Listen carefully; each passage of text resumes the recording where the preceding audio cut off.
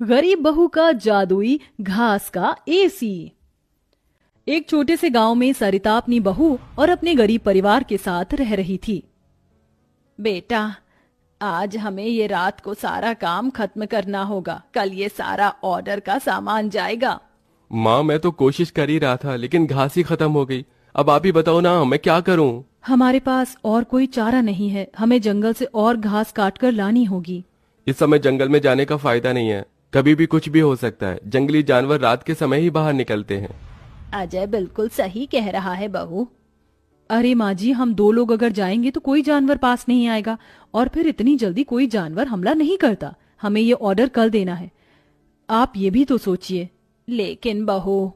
माँ जी, आप चिंता मत कीजिए, कुछ नहीं होगा। बस आप बच्चों के पास ही रहना और उनका ख्याल रखना। अगर ये ऑर्डर नहीं गया तो बच्चों के लिए हम गर्मी से बचने के लिए कूलर भी नहीं खरीद पाएंगे। सरिता की बहू भाविका और उसका बेटा, वो तीनों घास से पंखे कूलर बनाने का काम किया करते थे, इसलिए उन्हें घास की जरूरत पड़ती थी। वह आधी रात के समय जंगल में जाते हैं। भाविका, जरा से भी हलचल हुई तो मुझे बता देना, कभी भी कुछ भी हो सकता है। ठीक है जी, मैं आपको बता दूंगी। अजय और भाविका दोनों ही जंगल में घास काट रहे होते हैं, तब उन्हें झाड़ियों से आवाज आने लगती है। क्या तुमने भी वहां से कोई आवाज सुनी है? हाँ जी, मैंने भी सुनी है। मैंने तुम्हें कहा था ना, इस समय आना ठीक नहीं है। चलो देखते हैं उधर क्या है। भाविका और अजय झाड़ियों के पास जैसे ही जाते हैं, उन झाड़ियों के पीछे से एक आदमखोर भेड़िया निकलता है। भाविका, भागो यहाँ से, यहाँ पर तो बहुत खतरनाक भेड़िया है। अजय और भाविका दोनों अपनी जान बचाकर भागने लगते हैं। अजय, अब हम लोग क्या करें? कहीं भेड़िए ने हमें खा लिया तो? रुकना मत, बस भागती जाओ। भागते भागते वो दोनों जंगल से किसी तरह बाहर निकल आते हैं और भेड़िया उनका पीछा छोड़ देता है। जान बची तो लाखों पाए, लौट के बुद्धू घर को आए।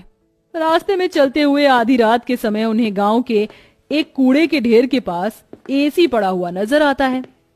अरे देखो जी, यहाँ पर एसी पड़ा है। अरे पता नहीं किसका होगा, चलो यहाँ से चलते हैं। मुझे लगता है किसी ने ऐसे ही डाल दिया होगा। मैं तो कहती हूँ इसे लेकर चलते हैं। भाविका अजय को एसी ले जाने के लिए मना लेती है, जिसके बाद वो दोनों उस एसी को घर ले आते हैं। तुम दोनों तो घास लेने गए थे, ये क्या लेकर आ गए हो? ये हमें रास्ते में पड़ा मिला। जब हम कूलर पंखे बना लेते हैं तो एसी भी बना सकते हैं। इस खराब एसी को छोड़ो और ये बताओ, क्या तुम घास लेकर आई हो? सरिता के ये बोलने के बाद जंगल की दुर्घटना के बारे में दोनों बताते हैं, जिसे सुनकर सरिता हैरान रह जाती है। अच्छा, इसका मतलब बहुत बड़ी मुसीबत से बचकर आए हो तुम दोनों, और साथ में ये कचरा उठाकर ले आए। वह तीनों बहुत ज्यादा परेशान हो जाते हैं। कल का ऑर्डर पूरा करने के बाद उन्हें कुछ पैसे मिल जाते, लेकिन घास न होने की वजह से उनका ऑर्डर पूरा नहीं हो पाता और वह ऑर्डर कैंसिल हो जाता है। अगले दिन उनके टूटे फूटे घर के अंदर धूप की किरणें आने लगती हैं, जिससे बहुत ज्यादा गर्मी हो जाती है। हे भगवान, कितनी गर्मी लग रही है, घर में पंखा भी नहीं चल रहा है। मुझे भी बहुत गर्मी लग रही है। पिताजी पिताजी, हमें बहुत गर्मी लग रही है, हमारे घर में एक पंखा भी ठीक से नहीं चलता। बेटा, थोड़ा सा सब्र रखो, कुछ दिनों में मेरे पैसे मुझे मिल जाएंगे तो मैं घर के अंदर एक अच्छा सा पंखा लगवा दूंगा। हमारा वो ऑर्डर तो कैंसिल हो गया, लेकिन सुबह में घास ले आई थी मैं। चलिए गांव वालों के कूलर और पंखे में घास लगा देते हैं, उससे कुछ तो पैसे आएंगे। हाँ, तुमने सही कहा। भाविका और अजय दोनों मिलकर पुराने कूलरों के अंदर घास लगा रहे होते हैं और यहाँ घर में राजू दिशा गर्मी से परेशान हो रहे होते हैं। काश कि हमारे घर में भी कोई एसी होता। तभी दिशा की नजर उसके पिता के लाए हुए एसी के ऊपर पड़ती है। अरे राजू, जरा इसे देखो, लगता है पिताजी हमारे लिए एसी लेकर आए हैं, पर उन्होंने ये एसी अभी तक क्यों नहीं लगाया? क्योंकि ये एसी खराब है, बस इसीलिए। कल रात तुम्हारे माता पिता को यह कूड़े करकट में मिला था।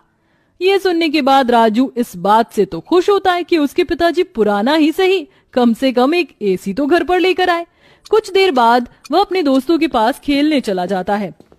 ढोलू ढोलू, कहाँ हो तुम? चलो खेलते हैं। आज मैं नहीं आ सकता, बहुत गर्मी है, और इतनी गर्मी में मेरा मन नहीं कर रहा है आने का, क्योंकि मेरे घर के अंदर एसी लगा हुआ है। मैं उसकी ठंडी हवा में ही बैठना चाहता हूँ। क्या कहा? तुम्हारे घर के अंदर भी एसी है? हाँ, और हमारा एसी बहुत अच्छा चलता है, बहुत ठंडा कर देता है घर को।